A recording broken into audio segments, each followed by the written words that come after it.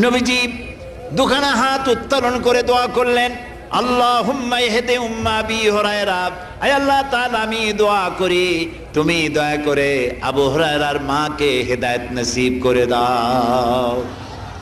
রাসূলুল্লাহ দোয়া করলেন আল্লাহ ওর মায়ের হেদায়েত করে দেওয়া। হযরত আবু হুরায়রা রাসূলের মুখে দোয়া শুনে দিয়েছেন দৌড়।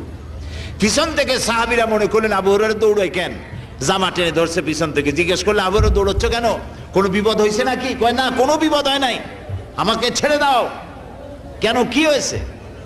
হযরত আবু হুরায়রা বলেন, সাহাবীরা আমাকে ছাড়ো, আমি দৌড়াইয়া বাড়ি গিয়ে দেখতে চাই। আমি আগে দৌড়াইয়া বাড়ি পৌঁছলাম না, আমি বাড়ি পৌঁছবার আগে আল্লাহ নবীর দোয়া আমার বাড়ি পৌঁছায়ছে। এই দুইটা জিনিসের কোনটা আমি দেখতে চাই?